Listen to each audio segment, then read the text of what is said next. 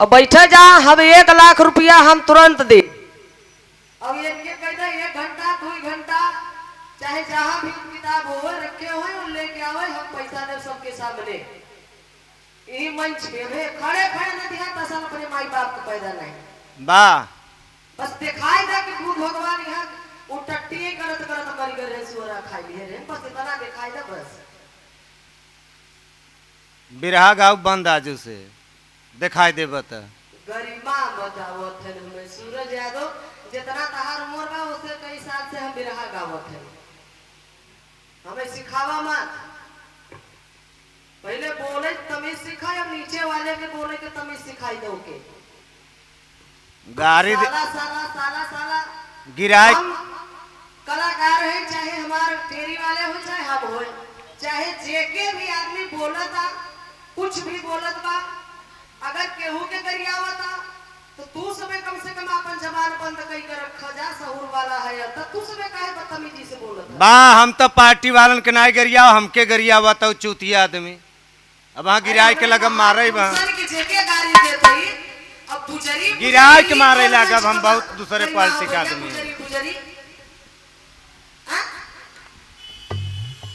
जो जैसा किया है, देवी हो चाहे देवता हो, मेरे पूर्वजों को राक्षस दैत्य असुर बनमानुस कहा तो उसको साले को गाली देंगे। जाके जिसकी गांड फटती हो FIR कर दे मेरे खिलाफ। गाली हम दे रहे हैं, हम कुछ भी कर रहे हैं, हम आपको न माई न बहन न तोके गरियावा न तोरे कभी के कहा न तोरे तेरी यहाँ के कहा। माई क्वालिफिकेशन इज सहूर चाहे और जेके कहा था ना, ये दारूबाज कभी झोला ढोल वाला नहीं लिखत।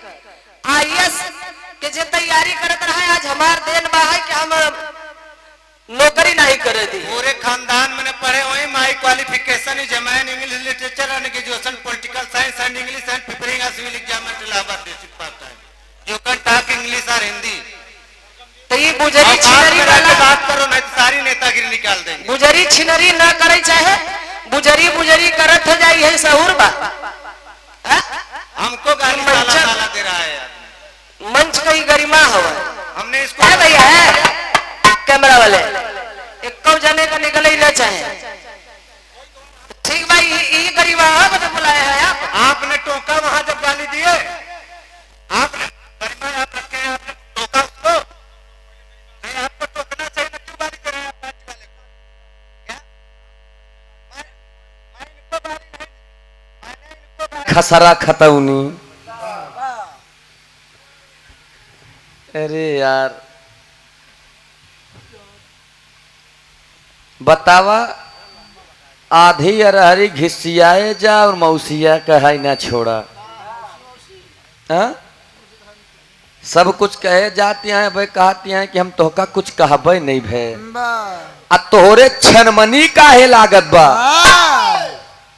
आप सब गवाहदार हैं, जब से बिरहा के शुरुआत भई तब से रामवा ब्रह्मवा लक्ष्मणवा सब कहत गए। मैंने तो किसी को नहीं कहा। आइए एक सच्चाई जब हम पलट दे कि बुद्ध भगवान कैसे मरे रहे, बस तनी की सच्चाई मिला। हमका कहत यहाँ छन बनाई ये खुद ही कलबलाई लगी। अरे अगर हम गलत बताए रहे तो तू ही सही बताई दे होत्या। रही बात प्रमाण के, 1 लाख रुपया बताएं दे भाई। प्राचीन इतिहास की बात मैं करता हूं। प्राचीन इतिहास के जहां पर गौतम बुद्ध के मृत्यु के बारे में वर्णन किया गया है। झा श्रीमाली पहली किताब, झा श्रीमाली दूसरी केसी श्रीवास्तव और तीसरा NCERT। जहां पर 1 मिनट नहीं पैसा वैसा छोड़ा, रही बात अनपढ़ गवार समझे। जिसमें बुद्ध भगवान के मृत्यु का वर्णन किया गया है, ये का भगवान कहते हैं अगर इसमें नहीं मिलेगा तो बौद्ध धर्म के एक ग्रंथ के नाम बतावत ही, जौने ग्रंथ के नाम बा नहीं मिली तो लेकिन कुछ माल मिल जात तब सोचत रहे। उ ग्रंथ के नाम बा सुमंगल वासिनी। सुमंगल वासिनी में कहूं अगर न पौबे, लेकिन सुमंगल वासिनी में 110% का दावा है, मिल जाएगा आपको। और का लिखा बा यह बताई देते, लिखा बा सुकर मादक। सुगर माताओं के मतलब या कि सुअर के मांस और के करे घरे खाए रहे, यह बताई दे सुभद्र के घरे खाए रहे। नाचा नहीं आवे अंगनवा टेढ़। और एक बात बताई दे, पीसीएस के परीक्षा में 2 बार पूछा गया रहन। आईएएस पीसीएस के बड़का तैयारी कई किया, या बोले सभ्यता ही नहीं बक्के आप बहन चोद लिखे रहन। ये कोई तंबीज है? अरे यार, बिरहा की विधा क्या होती है आपको क्या मालूम होगा? बिरहा प्रयागराज सरजमी पर बिरहा की खेती होत है,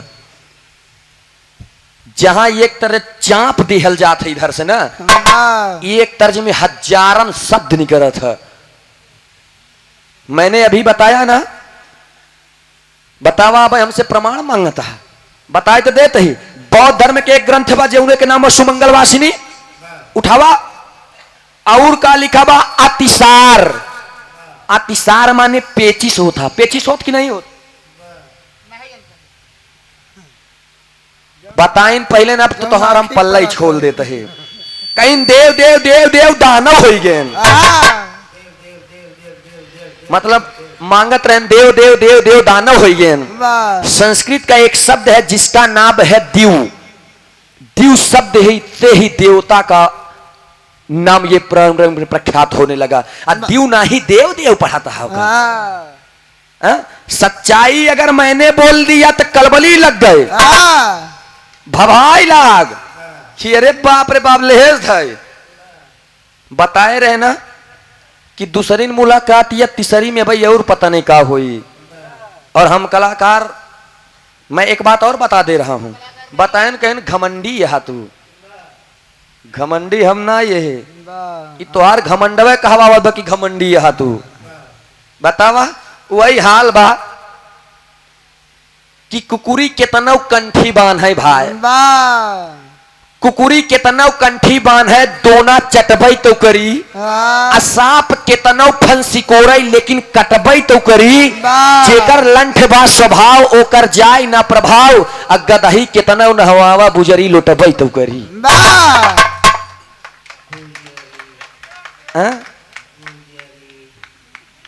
हम महिलाओं के मुख से लगना नहीं चाहते हैं, लेकिन आपने बहुत कुछ कह दिया। अरे मंच पर जिसके मुख से गालियां निकल जाए, क्या समझते हैं आप मंच की गरिमा रह गई?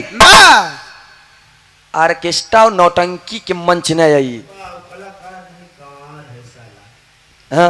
अरे बिरहा की विधा को बचा लीजिए, हाथ जोड़ के विनम्र निवेदन बा। सूरज यदुवंशी के बात करता है, फिर बतावे चलता है किसकी मजाल जो छेड़ दे दिलेर को। कहन की हाँ ललई सिंह महाराज जी डिगरी झोरम धई के है। बतावा कहा था कि बुद्ध जी की सम्यक वाणी यही थी। जायदा भैया, लेकिन सही कह रहे हैं ये बुद्ध जी की, आप जिनको भगवान मानती हैं उनकी सम्यक वाणी ये नहीं थी।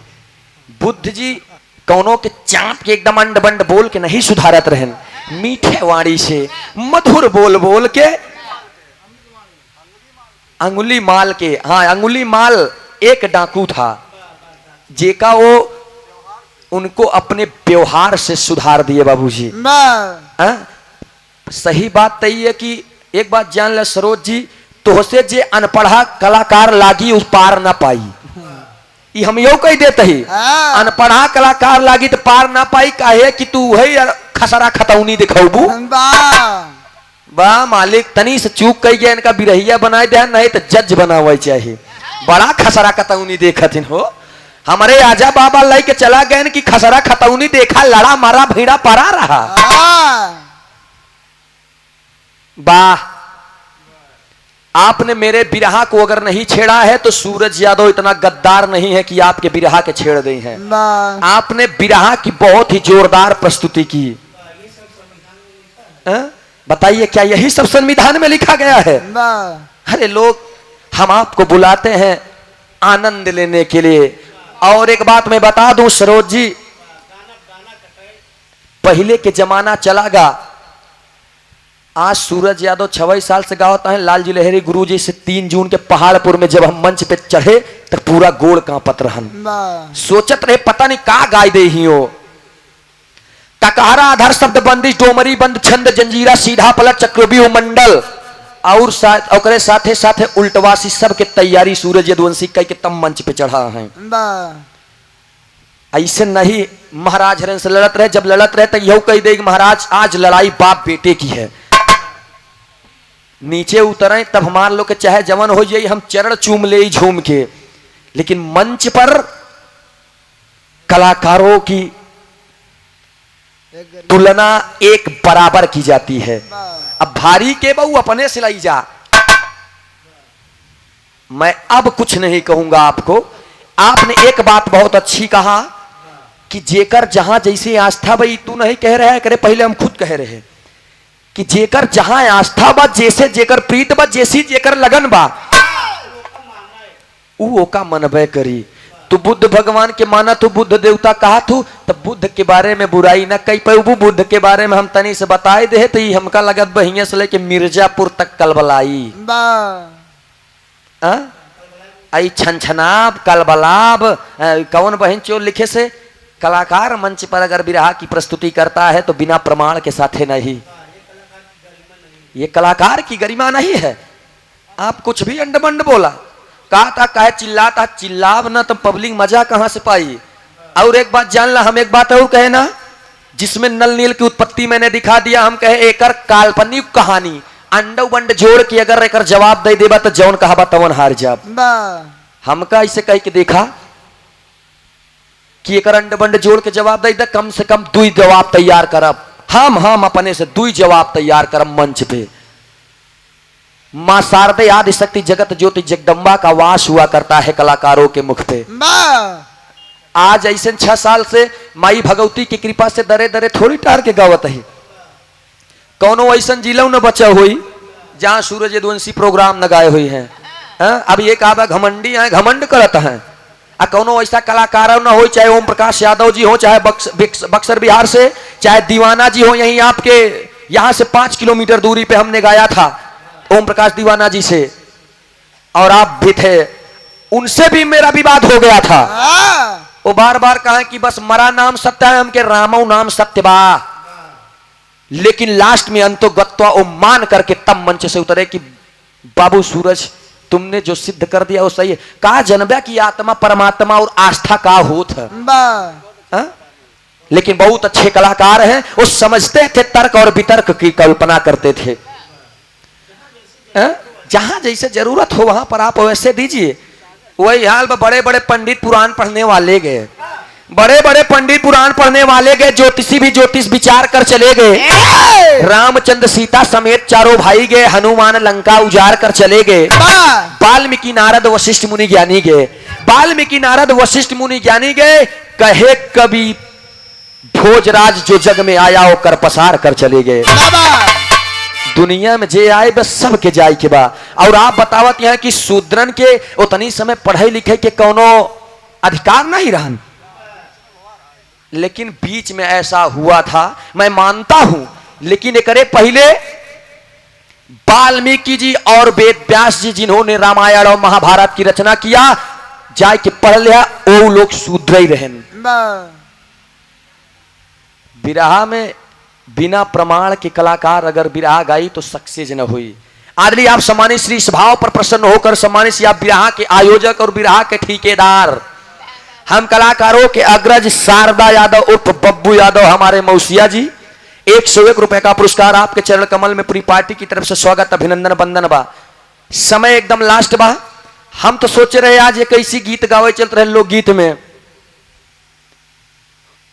उल्टी सीधी बतिया बतावे दुनिया सबके अखिया के कजरा चुरावे दुनिया।